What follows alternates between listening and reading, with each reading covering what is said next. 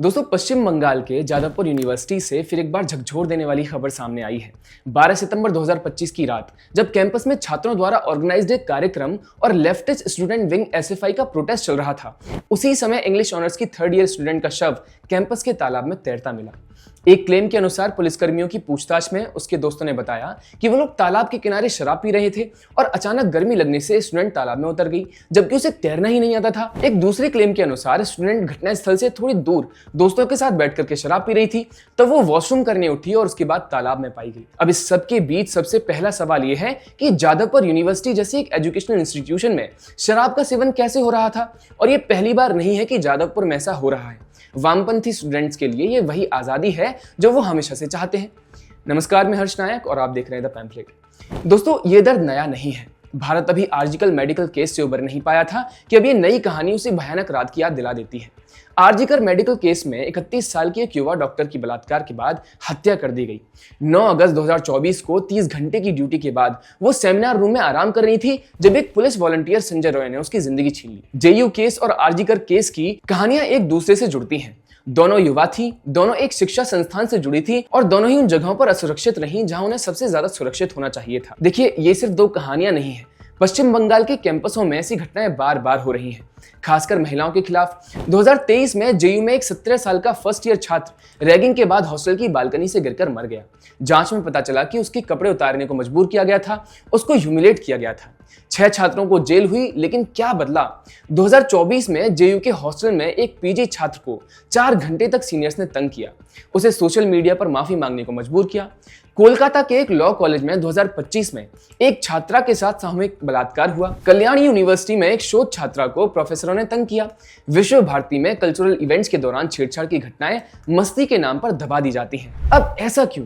क्योंकि सुरक्षा कमजोर है, आधे अधूरे एरियाज में सीसीटीवी है और राजनीति हर जगह हावी है। Student federation of India SFI और तृणमूल कांग्रेस छात्र परिषद टीएमसीपी के झगड़े कैंपस को जंग का मैदान बनाते हैं। कई बार अपराधी इन संगठनों से जुड़े होते हैं और उन्हें बचाने की कोशिश करते हैं। सिर्फ गिने चुने विक्टिम्स ही पुलिस में शिकायत करते हैं क्योंकि डर और लांछन लगने का माहौल है। अब अगर हम जादवपुर यूनिवर्सिटी का इतिहास सुने तो दुख और ज्यादा बढ़ जाता है।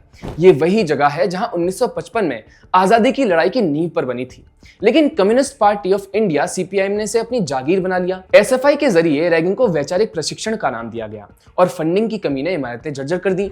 देखिए, 2004 में जोशी कमेटी ने जेयू को आईआईटी का दर्जा देने की सिफारिश की, लेकिन सीपीआईएम ने इसे ठंडे बस्ते में डाल दिया। ये सारा कारनामा सिर्फ इसलिए कि केंद्र सरकार में आने पर जेयू उनके नियंत्रण से बाहर हो सकता था।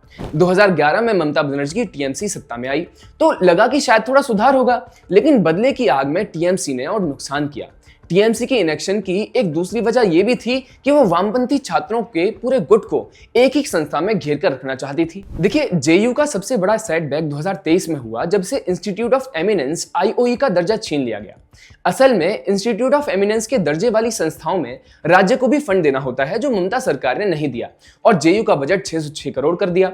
केंद्र ने 1000 करोड़ रुपए देने का प्रस्ताव किया था, लेकिन टीएमसी सरकार ने इसे नहीं होने दिया। राज्य सरकार ने जेयू के बजट को 3299 करोड़ से 606 करोड़ घटा दिया। यूसीसी ने इसे खारिज कर दिया और जेयू का आईओई का दर्जा रिन्यू नहीं हो सका। कुल मिलाकर कहें तो पहले सीपीआईएम ने जेयू को अपने कब्जे में रखा और अब टीएमसी से बीजेपी के खिलाफ हथियार की तरह इस्तेमाल करती है। इस सब का नतीजा ये हुआ कि जेयू का बजट आज 800 करोड़ है, जबकि आईआईटीज को 2000 करोड़ मिलते हैं। प्रोफेसर प्राइवेट सेक्टर में चले जाते हैं और कैंपस में सीसीटीवी तक पूरी तरह नहीं है। जादवपुर यूनिवर्सिटी में नारकोटिक्स डिपार्टमेंट की रेड पड़ चुकी है, लेकिन फिर भी यहाँ अलग अलग तरह के नशीले पदार्थों का सेवन धड़ल्ले से चलता है। कंक्लूजन में जादवपुर यूनिवर्सिटी जैसी प्रेस्टिजियस यूनिवर्सिटी का ऐसा हाल करने के जिम्मेदार 3 घटनाक्रम है। सबसे पहले जब सीपीआईएम ने नक्सलवाद विचारधारा और नक्सल आंदोलन फैलाने के लिए जेयू का इस्तेमाल किया। दूसरा, जब 2004 में उसी सीपीआईएम की वजह से जेयू को आईआईटी का स्टेटस मिलते मिलते रह गया। और तीसरा, जब टीएमसी ने इसके बजट को काटकर इंस्टीट्यूट ऑफ एमिनेंस के दर्जे का विरोध करके वामपंथियों का अड्डा बना दिया। जेयू केस, आरजीकर की डॉक्टर की हत्या और बंगाल के कॉलेजों में रोज होने वाली हिंसा एक ही सवाल चीखती है कि हमारी बेटियां वहां सुरक्षित क्यों नहीं है। सीपीआईएम ने जेयू को वैचारिक जेल बनाया, टीएमसी ने इसे पैसे और आजादी से वंचित कर दिया। दोनों ने मिलकर एक ऐसा कैंपस बनाया जहां उत्सव की रातें मौत का मातम बन जाती है। शायद अब वक्त आ गया है कि स्टूडेंट्स उनके अभिभावक और नागरिक एकजुट हों, सीसीटीवी कैमरास लगाए जाएं और सख्त से सख्त जांच हो। ममता सरकार को जवाब देना होगा कि उनकी मां माटी मानुष का नारा क्यों विफल हो रहा है। अगर आपको वीडियो पसंद आए तो लाइक, शेयर और सब्सक्राइब करिएगा। जुड़े रहिए पैम्फलेट के साथ। नमस्कार।